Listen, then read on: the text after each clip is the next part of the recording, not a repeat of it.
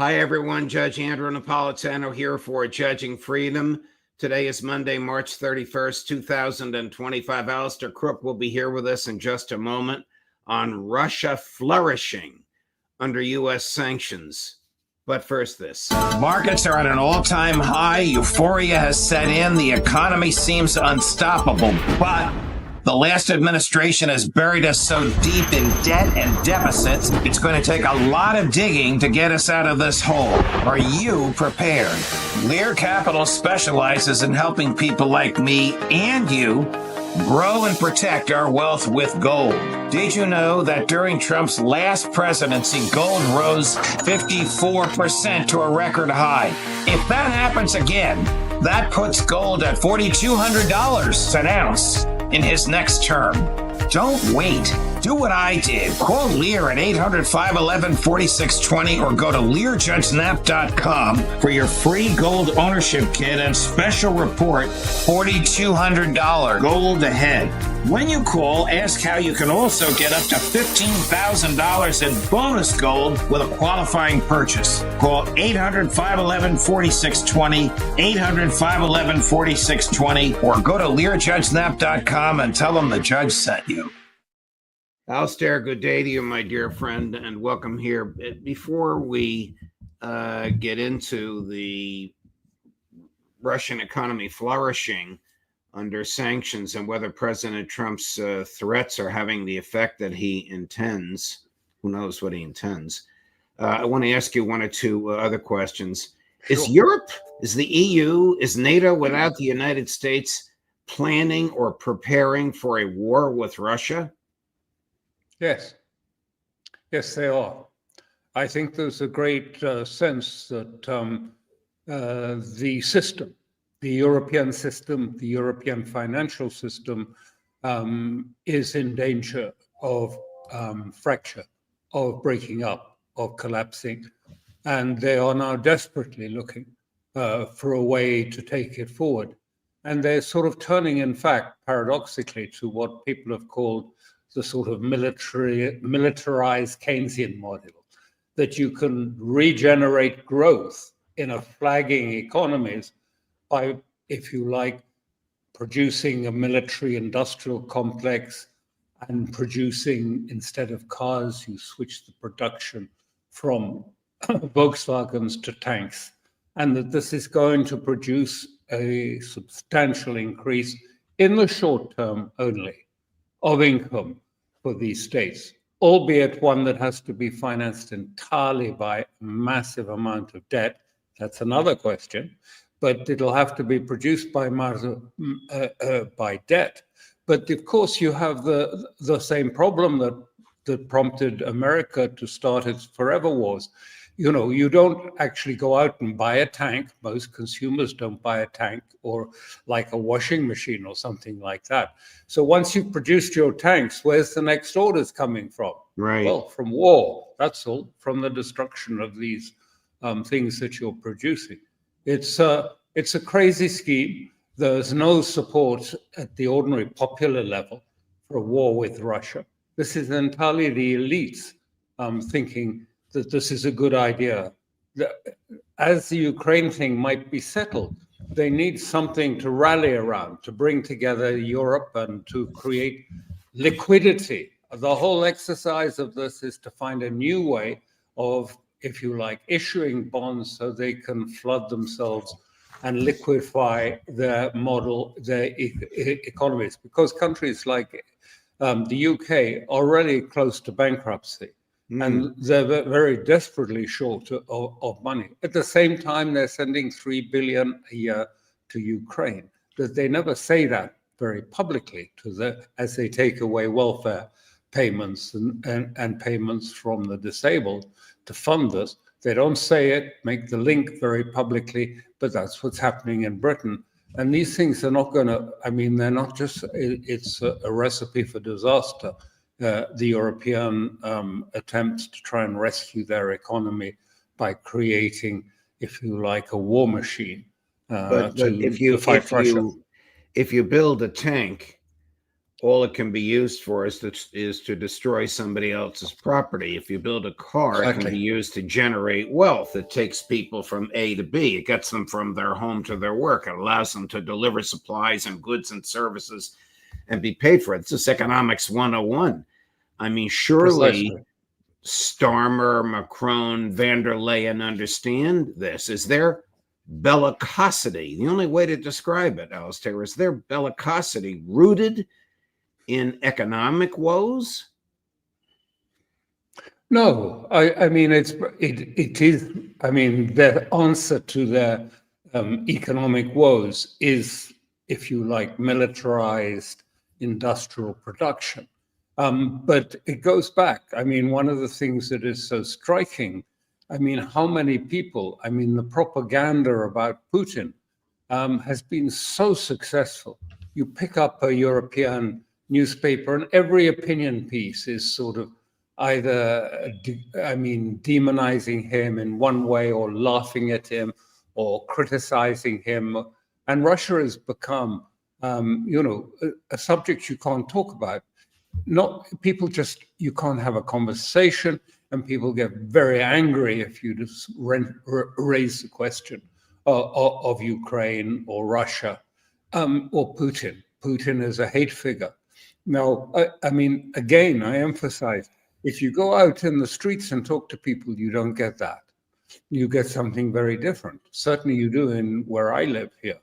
But the elites, the liberal elites, this is what they see as the way to sort of for the future.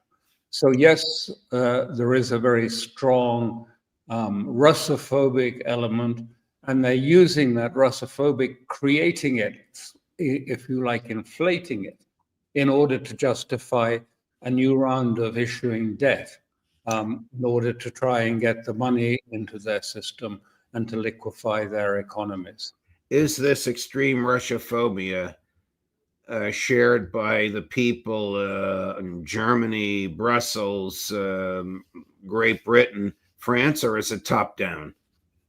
It's top down. I mean, we've seen the elections in Germany, and it's particularly noticeable that all the demographics of the young people in Germany all were in favor of better relations with Russia, and they were very much opposed to the war in Ukraine. If you take them both together, you're talking just over a third of the electorate. The predominantly, in one case, the under 45s, and the other case, the under 25s. Both of them have shared common interests in no war in Ukraine and no war against Russia. We want actually good relations with Russia. Same in most European countries. How has Russia fared economically under the Biden-Trump sanctions? Well, it's a really profound and interesting story, because really, if you take the post-war period, the end of the war, the politics, the victors of the war defined the economic structures that we've all had right up until now. The world order, the economic globalist world order. And what Putin announced in a Congress to industrialists and entrepreneurs on the 18th of March, and he said, listen, that world order is gone. It's finished. It's absolutely over. You have to understand that the future, we will have sanctions. Sanctions are not going away. Sanctions are the mean to exert pressure on us, to try and make us subordinated in the geopolitical structure. They're not going to go away. Don't look to Europe to help. Don't expect that you will get justice in their courts. You won't. The system is rigged. That is what he said to his people, and said, look, yeah, this is a problem we have had sanctions and things. Actually, it's not a problem. It's a gain, because what we've done is we've changed the economy and we've made it a sort of internally circulating economy, self-sufficient economy. with a small wedge at the top, which is open for trade with our partners in BRICS, etc. But we are going to be increasingly self-sufficient, not reliant on gas or oil. We are going to move in this way. And that makes us, sanction resistance. It also makes us bribe and incentive resistance because we need nothing from America. We need nothing, and their threats of more sanctions. We've had every sanction under the book. This is what he said to these industrialists altogether. And he said, look, we're going to go on with this model. The old order is over. The old economic order is over. And he was referring, I won't go into it on because the talk we haven't time, but it's going back to a 19th century view of the economy, which said that the sort of Adam Smith Anglo model was bound to be self-defeating in the end because it wouldn't provide either enough consumption nor employment for the population. And it would ultimately be self-defeating. And what's paradoxical is that's exactly what America is finding for itself now. That the people who said that, Friedrich List and Witte, in the 19th century, were right. It has turned out to be self-defeating. This is why Vance is saying, that actually the reserve currency status, he said, is actually what we call Denmark, it's a disease, it's a curse. He calls it a curse because it's skewing our whole economy so much, if you like, away from actually making things, that we don't have the means now. We don't have a rounded economy, and we have an overvalued currency because of the reverse currency, because of the reserve status. Right. And it is a disaster for America. And that's why they're looking at sort of the either a new Plaza Accord or what they call the Mar-a-Lago Pact to try and find a way of devaluing the dollar against other currencies. But all of that needs consent. You can't really force it. And so this is the dilemma that's facing the United States. I mean, the way the president worships the fact that the dollar is the reserve currency and the way he rants and raves about the imbalance of trade, I often wonder if he understands economics 101. I mean, how does the Kremlin react when Trump threatens more sanctions? Do they just laugh at him behind his back? Well, as I said, I mean, Putin said it actually specifically to these groups because these were industrialists and businessmen from across Russia. Very important meeting, key people. And he said, look for nothing from the West. Don't expect anything. The sanctions will continue. Whatever happens in our talks with Mr. Trump, the sanctions, and we're going into a new vicious cycle of restrictions, trade restrictions and tariffs and things like this. Right. And he said, don't have any illusions. It's coming. The old order is dying. The West is declining, and we have the right answer. And I would say after I wrote that piece, I noticed that the Indian foreign minister, who's a very sober character, Jaishankar, was saying something. He said, listen, India is going to probably re-engage with China. I think everything can be sorted out with China. We're going to de-emphasize our relations with the United States. And we're going to look at things like industrial cooperation with China, restarting the automobile plants and things like this. And, this is a huge shift for India, of all countries, which has been absolutely with the United States. I mean, but they're seeing this new era of economics, and that Friedrich List in the 19th century was right. Ultimately, this model we've had, the open economy, the globalist economy, self-defeating. How do you account for Putin's extraordinary patience both with negotiating with Donald Trump and in fighting the war? And does that patience have a limit? Right now, the window is open for Trump to pass through it, so to speak, the means to achieve what Russia has said are required for a ceasefire. But might that window close? From Putin's point of view, yes. He was very clear again in this talk to the industrialists. He said afterwards, look, at the moment we've set our sights on those 4 oblasts and Crimea, and he says, but if time goes on, maybe we'll need to move the needle on this, i.e. Crimea. Not Crimea, i.e. Odessa, or something else. And he said this just over the weekend when he visited a submarine base in the Arctic. And he said, about the way ahead, he said, look, we're close to the point at which we will get them to surrender. He said words to that effect, that they will be finished. We are going to finish with them, the Ukrainians. I think this is sort of upset Putin, upset Trump when he finished his golf round with Lindsey Graham and Stubb, the Finnish president, who were both telling him, you can't trust Putin, you can't trust Putin, he won't keep to the ceasefire. Well, Putin is following the doctrine of Primakov, and one part of that is what Primakov called strategic procrastination.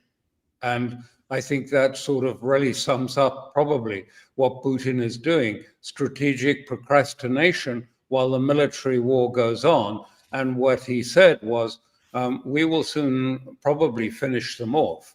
And I think that irritated Trump over the weekend. And he made some comments about how, we'll put on more sanctions on Russia if, he's got to treat, of course, Zelensky is his negotiating partner. He's got to treat him as a negotiating partner, which is, of course, precisely what Russia will not do, treat him as a serious negotiating partner.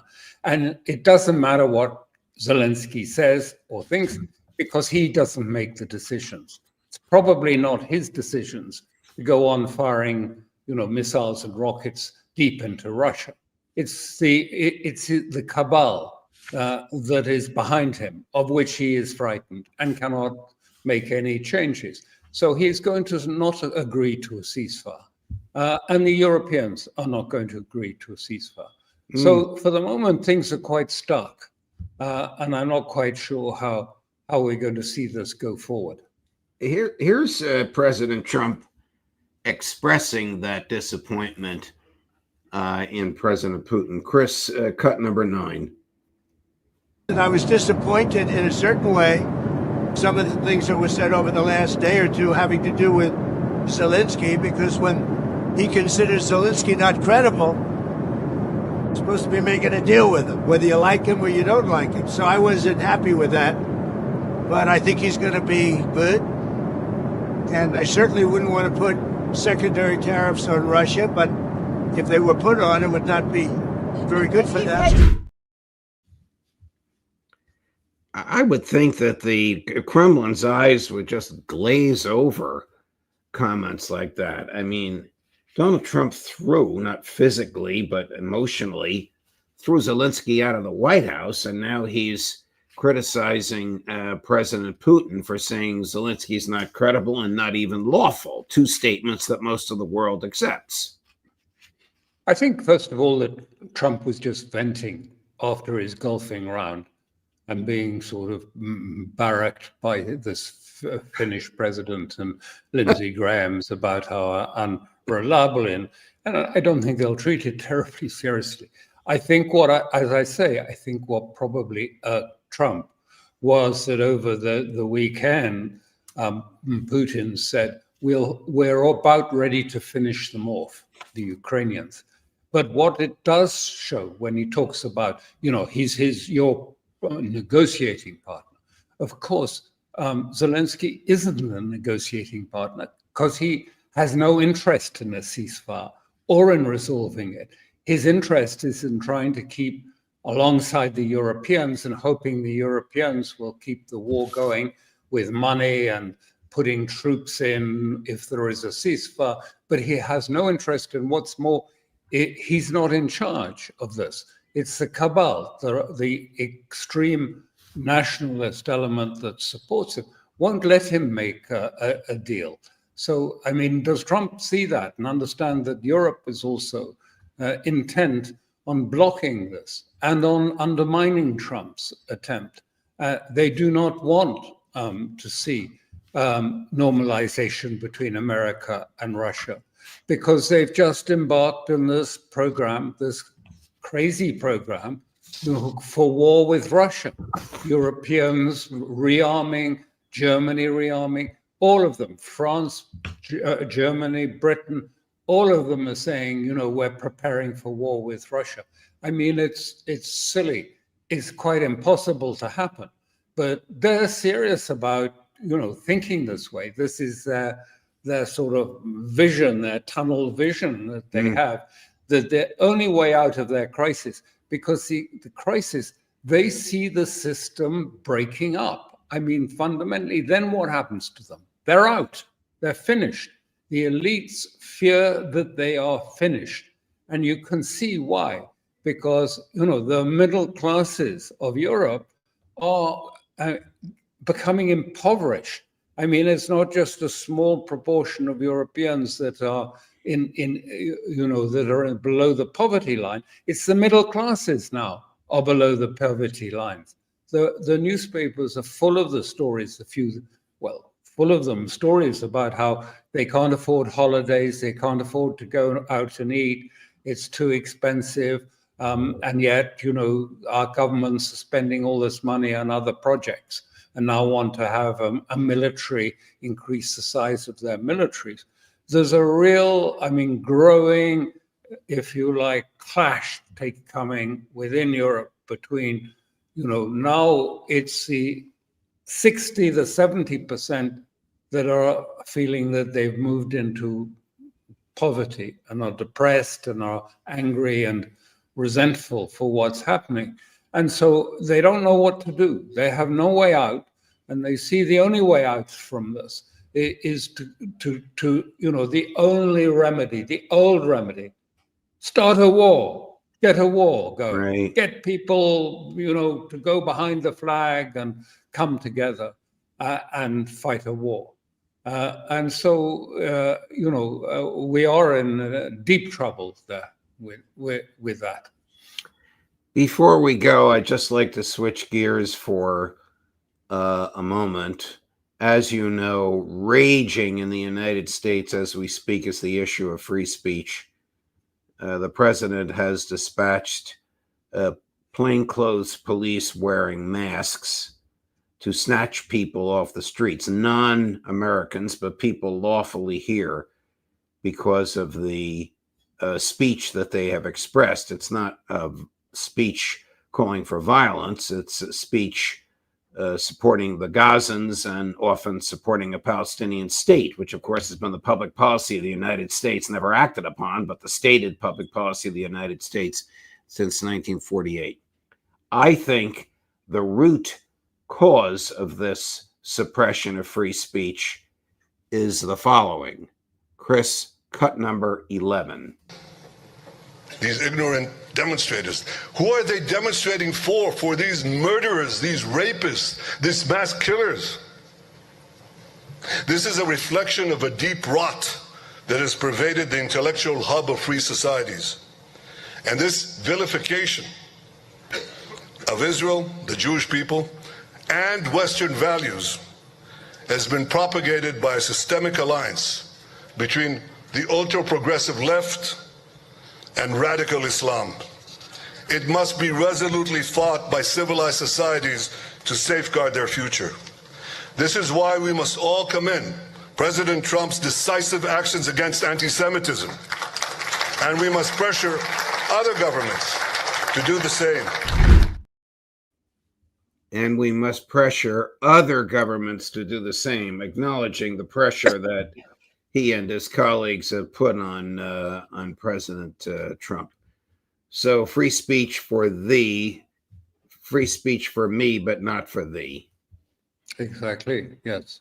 And it's very much, in Europe, free speech is being curbed everywhere, not only in terms of anti-Semitism, but just as one example, there was a BBC producer who was talking on a WhatsApp group to friends about some incident at his child, she's only 5, I think, at a primary school.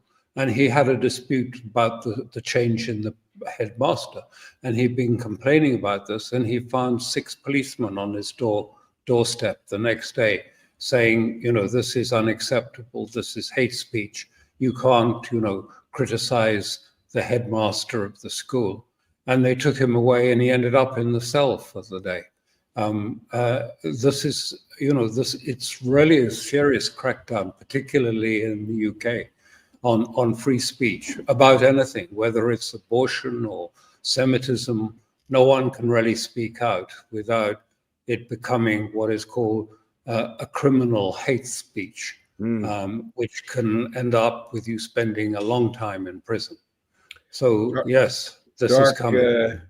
Dark and perilous days are coming. Alastair, thank you very much. Thanks for your time. Thanks for your analysis. Thanks for your great piece on Russia, its economy, and the balance of power. Look forward to seeing you next week, my dear friend. Thank you so much. Thank you, Judge. Of course. Coming up later today, a regular Monday, Ray McGovern at 10 in the morning, Larry Johnson at 11:30 in the morning, and at 4 this afternoon, I think he's in Beijing, but I'm not sure, Professor Jeffrey Sachs, Judge Napolitano for Judging Freedom.